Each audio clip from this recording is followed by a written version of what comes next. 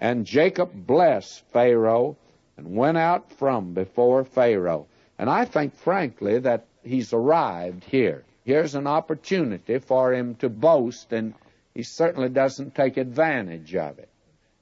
Somebody else might have said, well, now I want to impress Pharaoh, who I am. Pharaoh's a great ruler, but I want him to know I was a pretty big man up yonder in the land of Canaan. But not Jacob. He says, my days have been evil. I've been a sinner. Nothing to brag about, save by the grace of God. I get a little weary about, today you hear so much boasting on the part of many Christians, even in our fundamental circles, how we attempt to applaud certain men for what they've done. We talk about how great they are. Well, if we all told the truth, what we'd say is we're just a bunch of sinners, and we haven't anything to brag about except we have a wonderful Savior who's been gracious and patient with us down through the years. And friends, that's all we have to boast of. That's all that any of us here today have to boast of a Savior slain for us. And we can't say we're superior to our fathers.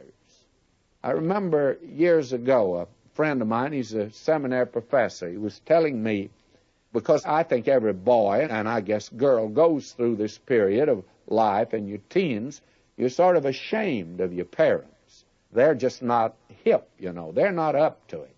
And so this fellow was telling me, he says, when I went away to college, why, he said, be honest with you, I was just ashamed of my dad. And his dad was a preacher, by the way, and he was coming to the college to speak.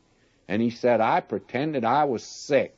Couldn't even go time he spoke in the school, because he said, I just didn't want to be known as his son. And I was ashamed of it. Then he said, I spent 4 years in college and then went into the business world for a couple of years. And he said, I want to tell you, I had a rough time. And during that time, he said, I changed my thinking about my dad. He said, I had thought for a while, the old man, he's just not capable of making a living for us. And he seemed to do pretty well. Certainly, he was an outstanding Bible teacher, but I thought he was pretty stupid. But he said, after I'd been out in the business world and faced up to a few things, he said, I came home, and he said, how my dad had improved. No one had ever learned as much as he'd learned in those brief years I was away from home. He certainly had grown. And he said, frankly, I had come to the conclusion that he's a lot smarter man than I thought he was. Well, that's the thing many of us would say, but not Jacob. Jacob takes this humble place. And he's a different man here. He's a changed man.